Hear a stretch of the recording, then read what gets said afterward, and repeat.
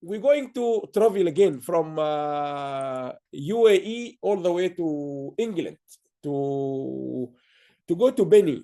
And I can see you there, Benny, and I can see you, Alan, with you. I think, let me just make a short introduction about Dr. Benny, who is going to speak to us. And Alan, I really appreciate all your efforts, Benny, but let me just say a few words about you. If you go to Google and search about her, she is much, much bigger than what we have written about her and what I'm going to say about her. Dr. Penny Melville-Brown, she is the first woman, so we are educating our own citizen here in the UK. She is the first woman barrister, actually, with the British Royal Navy. Yes, you're going to listen to someone who is the first barrister in the Royal Navy. She's been like 22 years until she reached the rank of commander in the Royal Navy. And then I think she will tell us better about her story, where she lost her vision. She became blind, and she started something. I was talking to Janet. I wanted to understand when I meet her. I will do our best. By the way, we're going to invite you to come to us in London, Benny, to see you face to face at the university. We will be very keen to understand baking. She created something called Blind Baker. And she was the winner of the Holman Prize for Blind Ambitious in 2017. Remarkable, nothing is stopped in front of her. And I really, fingers crossed, you're going to break all these boundaries. She is the founder of the Disability Dynamics. And as a result of that, she was being appointed an OBE. An OBE is the highest rank here in the UK given by the royal family or by the kingdom, is given to her or appointed her Royal Highness Princess Anne in 2009, which is OBE, Officer of the British Empire. Big title, really, which really prove your impact to the society, to the country, and to the whole world. And she was also being given an awarded a honorary doctorate by Middlesex University in 2018. So Benny is going to talk to us something connecting with what Bashair just finished. Very interesting topic. She said disability, which is very important topic to us. The threat to both sustainability and women. So Benny, we are very grateful again. Thank you very much for all the efforts you have made in order to be with us. If you can unmute, and I do understand you said technically they might be any help, but take your time, really, you and Alan. And if there's anything, please go ahead. The floor is yours. Okay. Hello, Alan. I hope you can hear me. We can hear you. This is Penny from a bright, sparkling day in the UK. And I wanted to talk today about sustainability in its basic sense, which is about not wasting resources, not damaging resources, making the very best of them. And on that theme, I'm looking at disability because that's all about human resources. One of the UN themes of sustainability is about health. And of course, disability is the absolute opposite of that. We've got a very complicated legal definition of it in the UK. But I think you need to just think about disability as being life-changing. It changes everything about your life, just as it did for me when I had to give up my naval career and became a disabled person because I lost my sight.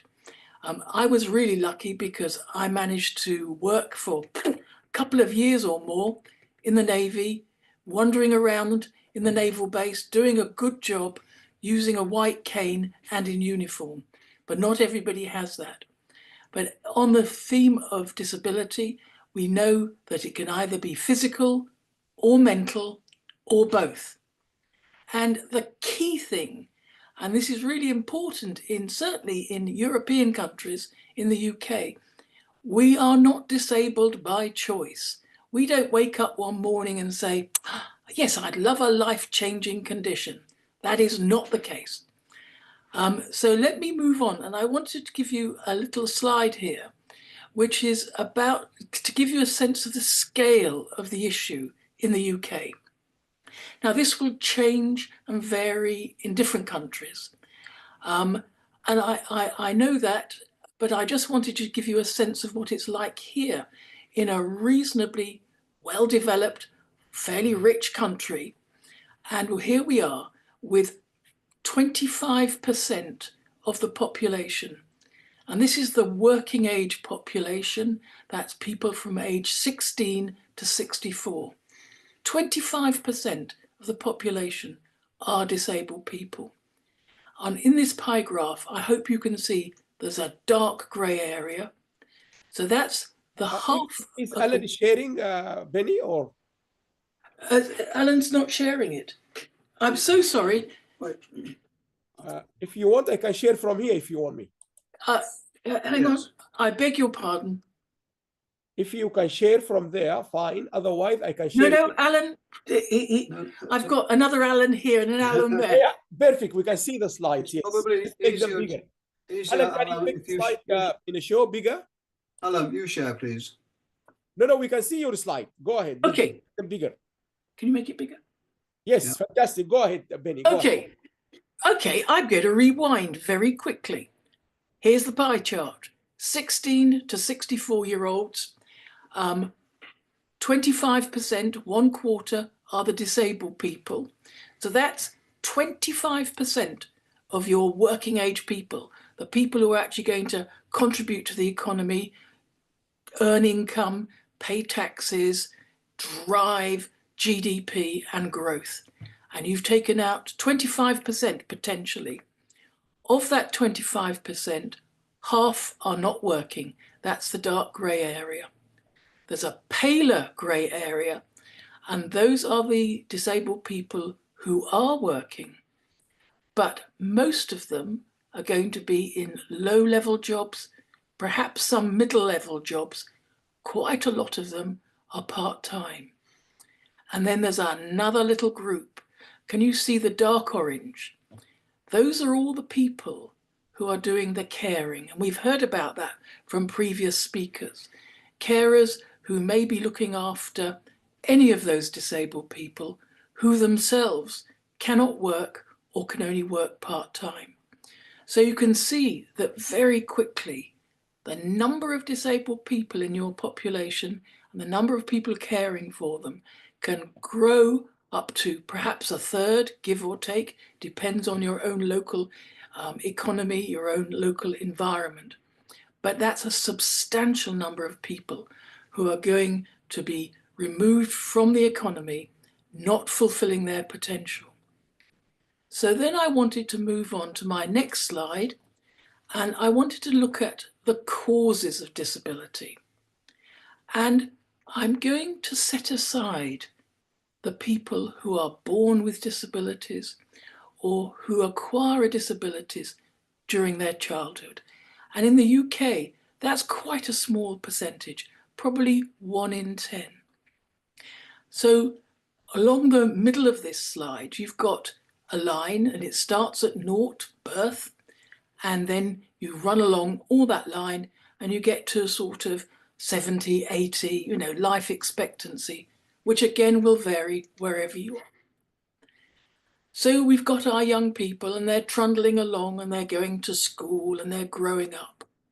In the UK, one of our first milestones is 16, about age 16, when people take their basic general certificate examinations. And those are pretty important because the outcomes of those will mold you and the rest of your life. So they will help determine whether you go on to more education, whether you go into some form of training, whether you go to university. They'll also shape your qualifications and how well you'll do at work, whether you'll go into a low-level job, middle-level job, or something much fancier.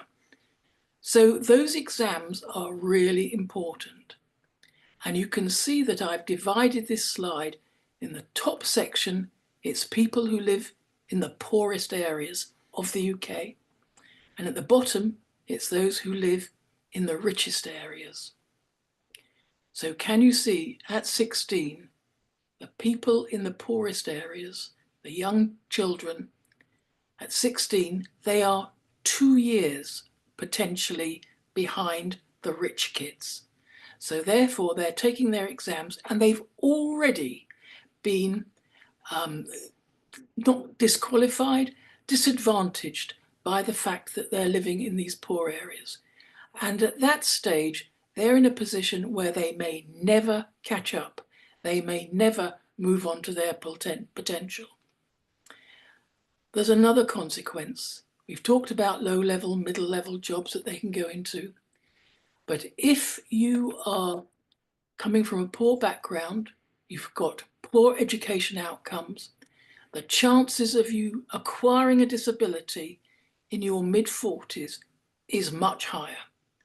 And we're looking at about 1 in 4 of those people acquiring their disabilities at about that age. That was what happened to me. I lost my sight in my early 40s, and it could have been devastating for the rest of my career. And for many people, as you saw from the number who are unemployed, it is devastating. In comparison, have a look at the lower section. You can see the richer people, they're not losing their abilities. They're not acquiring a disability at the same level until they're in their 70s, their early 70s. So that's 30 years difference between the poorer area, the richer area, and that's about not earning money, it's not paying taxes, it's not progressing, it's being reliant on your families, it's being reliant on the state for benefits. So it's a really significant difference. And the cause of this is not health, it's about poverty and education. And it's not just me saying this. The World Bank will tell you that there is a distinct link between poverty and disability. The OECD will tell you that there is a link between low education and disability. The United Nations will tell you that there is a link between low literacy and disability. So let me move on to, I think this is my last slide. I'm rattling through this, I hope. So what does it matter to us, women? And what are the multiple challenges that face us? Well, we've heard lots today about what gender can do for us and how difficult life can be just because we're women. But then we've also heard today about the implications of being a carer and the fact that you may have lower work prospects as a carer. And now let's move on to the disability side. And we know that if you're a woman and you're disabled, you've probably got lower education. You've probably come from a poorer background. But there are other risks too. One of the risks is that actually women are allegedly more likely to be disabled than men. Now, there's different interpretations of that. It may be that men just don't confess to being disabled people, but it's also because women may be facing all sorts of other challenges in their lives. Women who are being disabled, certainly in the UK, by violence and sexual violence, they end up with physical injuries, but also they end up with mental disorders. And then the other area of risk is that women with disabilities themselves are more prone to violence and sexual violence. So you can see this huge range of multiple challenges that women face, and particularly disabled women face. So may I talk to you a little bit now about what we can do about it. Now, obviously, if I had a magic wand, I'd wave it and we get rid of poverty at a stroke. We'd get rid of health problems, pestilence, war, and just make life so much easier. But that's not very realistic. What actually we can start looking at is some practical solutions. And that's what I'd like to just pose to you and talk to you a little bit about what I've been doing. Because I'm not an academic, I'm a practical person, and I've been doing a lot of this sort of stuff. And the first thing is law. Now, a legal definition of disability is really helpful. But in the UK, for example, and elsewhere, I'm sure, the law around disability and anti-discrimination really isn't very effectively enforced. Just for example, I've just bought a fabulous new washing machine, but is it accessible? No. I've got a mobile phone with facial recognition. Is it accessible? No. I'm doing things on IT. Is that accessible? No. So we've got all these areas of life where you can have a law, but unless somebody's willing to enforce it firmly, there's no point to it. But a legal definition may help for your research or whatever else, because at least you know what you're talking about.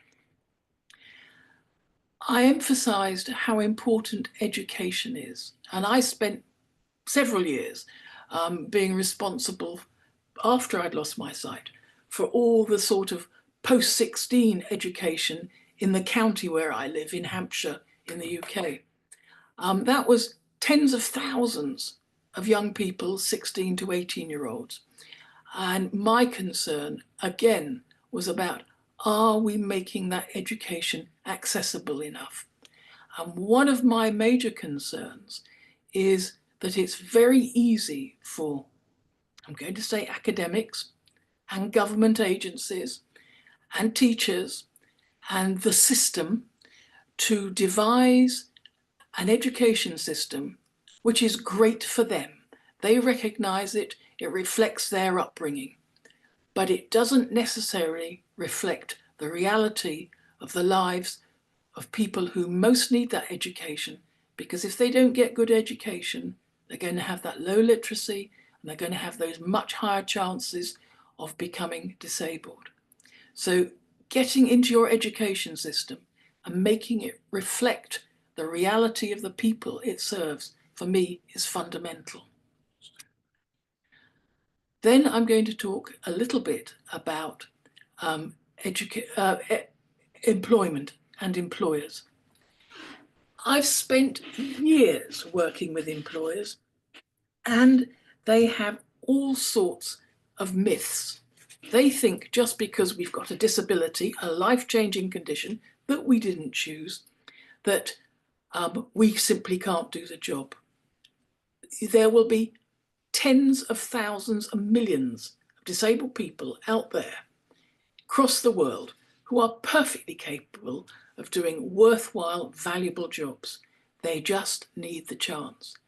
Employers are convinced that we can't do the jobs, and any reasonable adjustments that they put in place in the workplace are going to cost a fortune. It's not true. Most reasonable adjustments cost nothing. And those that do, well, there are ways around that.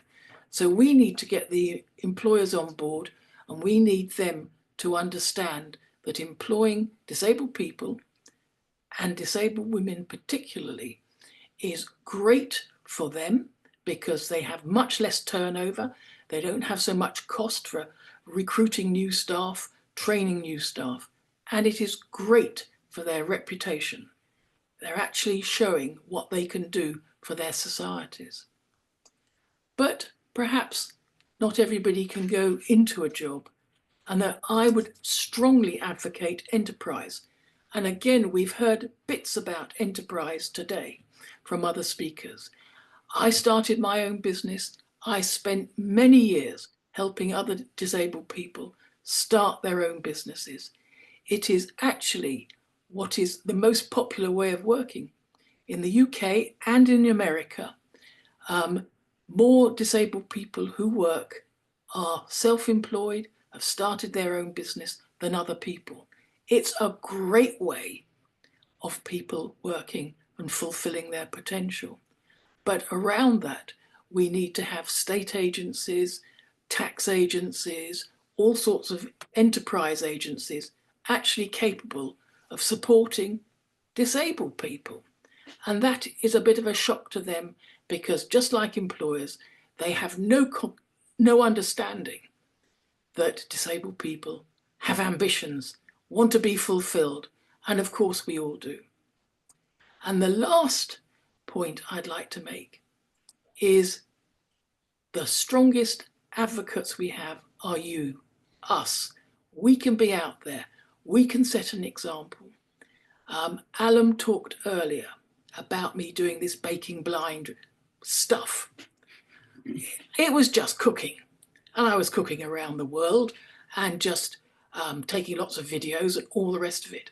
Cooking is nice and fun for me. Why did I do cooking?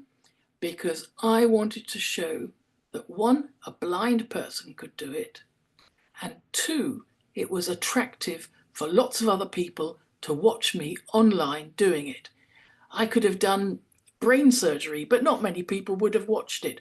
Cooking might have been a bit more attractive. So we have to find ways of messaging to all those people, those employers, the governments, the enterprise organizations. We need to find good ways of talking to them in language that they understand, that they're receptive to. And I'm sitting here thinking, I'm haranguing you and being rather firm, and that's not a good way of talking to you. So I apologize. Thank you for listening to me. And I hope that perhaps you will be inspired to look at that potential quarter to a third of your population and think, how could we really utilize them for the good of the whole country? And thank you.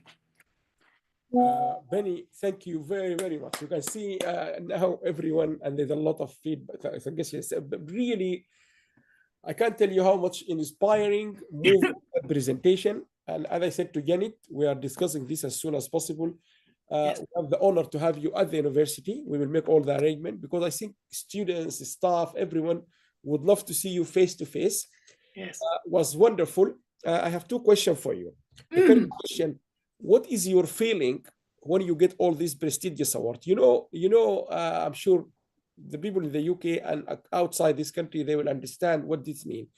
To be given an OBE, it's more or less the same. I think it's the same like Professor Hanan, what you got from the king in Jordan is the highest. The meaning of that OBE is that you really have an impact on your community, on your people, in your country, and so on. So when you walk and get this award, you get honorary degrees, you have people following you on baking. What do you feel? Do you feel proud you have inspired others? Do you feel proud you have made an impact? And the fact you're talking to us now because you have made an impact globally, what do you feel exactly? That's the first question. I think what I feel is I'm not doing enough. I need to do much, much more. I need to do it more intensely in a bigger environment, and I need to see change. I have been working with one government department for 15 years, and it is drip, drip, drip process. And always with disability, it is a very long, slow process. And you may have realized I'm not the most patient person. So I feel frustrated that I have not achieved more to deserve all the things that people have been kind enough to award me. I will ask you this last question, but I know this, I don't know if you have noticed it, particularly in London, because I know you live outside London, but Yeah. something annoyed me, annoyed many people, and whenever we talked about it, people, they agree, Alam, this is annoying. You know, in the bus in London, all the buses, the first two, 3 seats are clearly labeled there, people with disability or people with special needs and so on. Kids, unfortunately, our own teenage, at the bus, you know, that around 3:30, 3:45, you see them sitting on these stairs. That's number one, which I suppose they are very young, 15, 16, very young kids, our own kids here in this country. And number two, when a clearly disabled person or someone in special need needs those chairs, or a very old woman or a man entering the bus from one stop, these kids are still staying there. Sometimes you find yourself, you have to go and say to them, guys, leave these seats. Say the women here need these seats. And I remember very well one time I was traveling very late, around 5:30 or 6 o'clock, a train, very busy train from London to Brighton. And I was with, I met a friend there who is actually a senior police officer. So we met in the train. He was going to the same direction. The train was full. And at some point, there was a lady clearly pregnant standing with us. We were standing, very busy train. And there's two gentlemen on that seat next to us where we're standing, sitting there. Very, looks like 30s or something. Then this police officer, he went to one of them and said, guys, can you please leave your seat for this lady? So my question to you, you are a veteran, you've been in the army, you live a very successful life, very long life, knowing people, engaging with community. Why do you think we as a citizen, as a people, behave like this? And to conclude that, what is your message for people like Alan who are standing, supporting people like you? I think it is ignorance, and actually it's denial. People find, I showed you those slides today, and I hope that the scale of the number of disabled people in this country, the causes of it are quite new to many people. And people prefer to pretend we don't exist, that we are not there. Having a white stick is a great advantage, not just because I can bang them on the seats, but they can see that we have a disability. But of course, the vast majority of disabilities are hidden. So people have no perspective of the scale of disability in our communities. And so they can go into this denial and pretending.